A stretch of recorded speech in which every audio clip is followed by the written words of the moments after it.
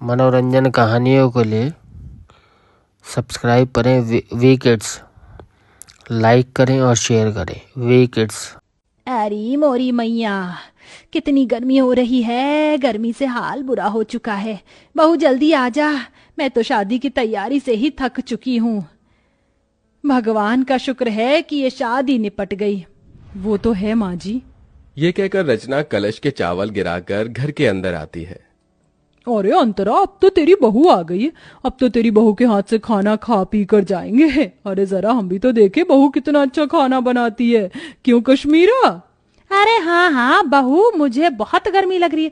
मुझे क्या, सबको ही लग रही होगी। गर्मी जो इतनी पड़ रही है, तो जा सबके लिए ठंडा ठंडा शरबत बना कर लिया। जी बुआ जी।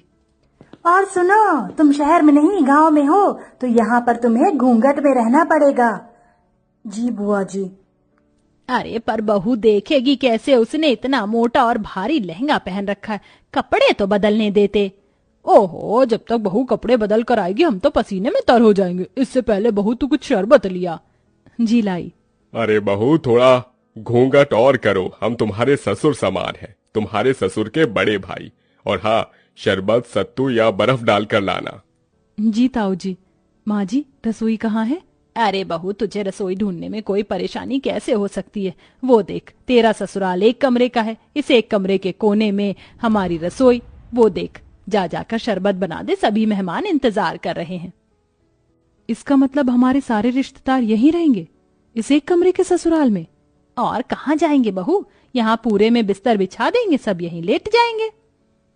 हे भगवान, इतनी गर्मी में सारे लोग एक ही कमरे में कैसे रहेंगे? ऊपर से रसोई भी यहीं है, सारी गर्मी इधर ही आ जाएगी। ऊपर से मुझे ना कपड़े चेंज करने दे रहे, ना घूंघट हटाने दे रहे। मैं तो ऐसी गर्मी में पागल हो जाऊंगी। ये कैसी जगह शादी हो गई है मेरी। इतना कहकर दिल पर पत्थर रखकर उस एक कोने की रसोई में रचना बड़ी मुश्किल से घूंघट में शरबत बनाती है और एक एक करके सभी मेहमानों को शरबत देती है। अरे बहू, इतना सा ही शरबत बनाया था क्या? अरे जरा अपने घर के लोगों को तो देखो, सारे मेहमान हैं। जाओ और शरबत बनाकर लेकर आओ। जी अभी लाई। अरे अंतरा मामी, भूख भी लग रही है, अपनी बहू से कह दो कि थोड़ा कुछ खाने पीने को भी ले आए, सारे मेहमान भूखे बैठे हैं। हाँ विनोद बेटा, मैं अभी खाना बनवा देती हूँ, या बहू खाना भी बना ले। मुझे इतनी गर्मी लग रही है, ऐसा लहंगा पहनकर मैं खाना कैसे बना पाऊंगी? और यहाँ तो कोई कमरा भी नहीं है जहाँ मैं चेंज कर पाऊं। इसीलिए तुझे मना कर रही हूँ, अभी सबको खाना दे दे, शांत होकर बैठ जाएंगे, तो तू अपने बाकी के काम निपटा लेना। जी माँ जी।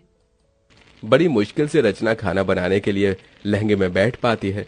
पूरी सब्जी बनाते बनाते उसे पसीने आने लगते हैं। हे भगवान, मैं तो थक गई। पता नहीं कैसे लोग हैं जो इस एक कमरे के ससुराल को समझ रखा है। और नहीं, बहू इन्हें नौकरानी लग रही है। आते ही नहीं बहू से कोई काम करवाता है क्या? अरे बहू, मेरे भतीजे का भूख से हाल बेहाल हो रहा है, जरा जल्दी खाना बना। बस माँ जी, पूरी प्लेट में लगा रही हूँ। मुझे क्या रोबोट समझ रखा है? एक तो इतनी गर्मी लग रही है, पंखे की भी हवा नहीं आ रही इस कोने में। रचना प्लेट लगाकर सबको खाना देती है। खत्म हो जाने पर बैठने आती है कि लहंगे की वजह से उसका पैर फिसल जाता है और माधव उसे संभाल लेता है। रचना, तुम ठीक तो हो ना? आप तो रहने दीजिए, आपको मेरी कोई फिक्र नहीं है। अगर फिक्र होती तो पूछते कि इतने लंबे से घूंघट में, भारी से लहंगे में मैं कैसे बार बार सबको खाना परोस रही हूँ। ये मैं ही जानती हूँ। आपको क्या है, अपना सहरा शेरवानी उतार कर बैठ गए हैं 4 जनों में की की करने। अरे रचना, ऐसी कोई बात नहीं है, मैं माँ से बात करता हूँ। अरे बेटा, यहाँ बहू के साथ क्या कर रहा है? हमारे साथ भी आजा, बैठ जा। और बहू, राजन विनोद की प्लेट खाली है, जाओ उन्हें सब्जी पूरी दे दे। जी जी अभी। और तुम तो छोड़ो मेरा हाथ। गुस्से में रचना अपने पति के पेट में एक कोहनी मारकर चली जाती है। आउच! क्या हुआ बेटा? कुछ नहीं ताऊ जी। फिर सबको खाना देने के बाद रचना थक जाती है और बैठे बैठे सो जाती है। उसे देख कश्मीरा जगाने जाती है तो माधव मना कर देता है। बुआ जी, उसे उठाइएगा मत, बेचारी गृह प्रवेश के बाद से ही सबको खाना दे रही है, एक पल के लिए भी बैठी नहीं है। और देखिए कितना पसीना आ रहा है, उसे लहंगा भी नहीं उतारने दिया आप सबने, थोड़ा तो रहम कीजिए। ओहो, देख रही है, तेरा बेटा अभी से ही बहू के पक्ष में हो गया। चलो अच्छी बात है, हम कौन से तुम्हारी पत्नी को परेशान कर रहे हैं, सोने दो। माधव पास के बिस्तर पर उसे सुला देता है और एक पर्दा डाल देता है, जिससे सारे बड़े बुजुर्ग रिश्तेदार उसे ना देखें। ऐसे ही शाम हो जाती है। रचना अपने कपड़े बदलकर आराम से बैठी थी कि मौसिया सास सुधा उसके पास आती है। अरे बहू, तुझे कितनी बार बताऊं घूंघट करके रख, तेरे किसी भी सास ससुर ने देख लिया तुझे तो गजब हो जाएगा। नई बहू को पर्दे में ही रहना चाहिए, समझी? अब जा जाकर चाय बना। मैं चाय तो बना दूंगी, पर मैं तो पहले इस तरफ बैठी हूं ना, मुझे कोई भी नहीं देख सकता, तो थोड़ी देर घूंघट ऊपर कर लूंगी तो क्या हो जाएगा। मुझे भी गर्मी लग रही है, और ऐसा तो है नहीं किसी ने मेरी शक्ल नहीं देखी, सबने शादी में मुझे देखा है। देख ले अंतरा, देख ले तेरी बहू कैसे अभी से ही जबान लड़ा रही है।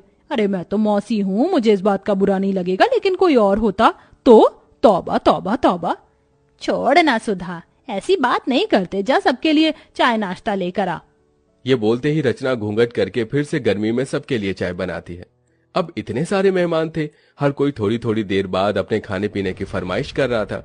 ऊपर से हल्की साड़ी पहनने पर विनोद कहता है, देखो रचना, मैं तुम्हारे जेठ की तरह हूँ और अभी तुम्हारी नई शादी हुई है, इसलिए बता रहा हूँ इतनी हल्की साड़ी मत पहनो। जो नई नवेली दुल्हन हो तो थोड़ी भारी साड़ी पहनो। भाई साहब, गर्मी लग रही है इसलिए मैंने थोड़ी हल्की साड़ी पहनाई है। कोई बात नहीं, थोड़ा बर्दाश्त करो और अपने हाथ के पकौड़े भी बनाकर खिला दो।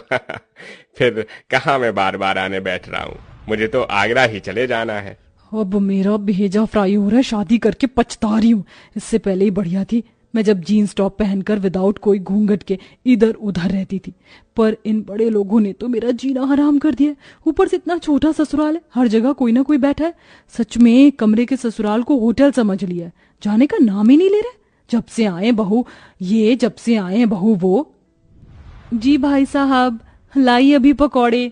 इतना कहकर रचना फिर से चूल्हा जलाकर गर्मी में बैठकर पकौड़े बनाती है। उस चूल्हे का धुआं और गर्माई सीधे रचना के मुंह पर लग रही थी। बस अब मुझे और नहीं होगा, मैं पागल हो जाऊंगी इस गर्मी में, थोड़ी देर बाहर चली जाती हूँ। पकौड़े उतार कर वो थोड़ा बाहर जाकर हवा लेते हैं। भले ही बाहर गर्मी सही, लेकिन उतनी भभक तो नहीं है जितना अंदर एक कमरे में है। भगवान जाने कैसे आलसी जानवर की तरह सब एक साथ अंदर हैं, ये भी नहीं कि अपने घर चले जाएं। अरे सर, सुकून तो अपने घर पर ही होता है, लेकिन यहाँ के रिश्तेदार बड़े मक्खी की तरह हैं जो गुड़ से चिपक जाते। एक काम करती हूँ, फ्रिज के ठंडे पानी से मुंह धोकर अंदर चली जाती हूँ, वरना सब बोलेंगे। फिर रचना ठंडे पानी से मुंह धोकर फिर सबके काम करने लगती है। ऐसे ही 4 दिन से हफ्ता और हफ्ते से 2 हफ्ते हो जाते हैं, लेकिन मेहमान जाने का नाम नहीं लेते। उन्होंने नई बहू को गर्मी में बिल्कुल काम करवाकर परेशान कर दिया था। ऐसे में रचना की हालत बहुत खराब हो जाती है, क्योंकि वो बेचारी खुद भी खा पी नहीं पाती है। पति से अपनी परेशानी बताती है, लेकिन वो नजरअंदाज कर देता है। बहू एक दिन गर्मी में कपड़े सुखाते सुखाते बेहोश हो जाती है। माधव फौरन डॉक्टर को घर पर बुलाता है, तो डॉक्टर बताता है, देखिए, गर्मी में इनकी हालत बहुत डाउन हो चुकी है। और इतनी मोटी साड़ी क्यों पहनी है आप लोगों ने? आप जून जुलाई की गर्मी से वाकिफ नहीं है क्या? और इतने सारे लोग क्यों हैं? यहाँ पर मरीज के पास ज्यादा लोग रहने से और घबराहट पैदा होती है। देखिए माधव जी, हो सके तो थोड़ा रेस्ट करने वाला एनवायरनमेंट प्रोवाइड करवा दो तो बेहतर होगा। जी डॉक्टर। ये सब इसी वजह से हो रहा होगा। बहू ने मुझे बोला था कि उसे परेशानी हो रही है, फिर भी मैंने इसकी एक नहीं सुनी। बेटा, डॉक्टर साहब सही कह रहे हैं, देख बहू का पगफेरा भी नहीं हुआ, ऐसा कर तू इसके मायके ले जा इसे। ठीक है माँ। बहुत हो गया, कहीं ना कहीं ये रिश्तेदार भी मेरी बहू के इस हालत के जिम्मेदार हैं। बहुत दिन खाना खा लिया मेरे घर को होटल समझकर, अब मुझे इन्हें यहाँ से निकालना ही होगा।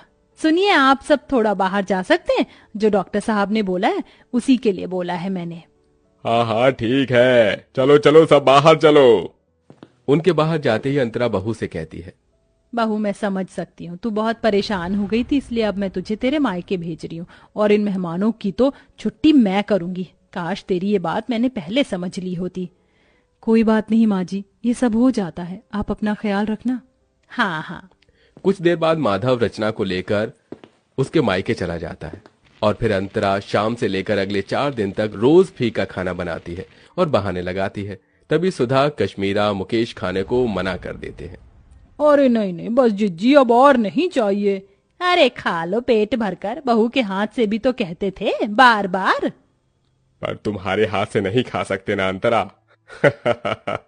रचना बहुत ज्यादा अच्छा खाना बनाती थी, इसलिए खाते थे। और वैसे भी अब हम सबको बहुत दिन हो गए हैं, अब हमें अपने घर को निकलना चाहिए। हाँ हाँ, अब हम सबको अपने घर जाना चाहिए, हम चलते हैं। इस तरह सारे मेहमान मजबूरन खुद ही अंतरा का बेकार खाना खाकर वहां से भाग जाते हैं और कुछ दिनों बाद ही नई बहू घर वापस आकर एसी में सास के साथ खुशी खुशी रहने लगती है।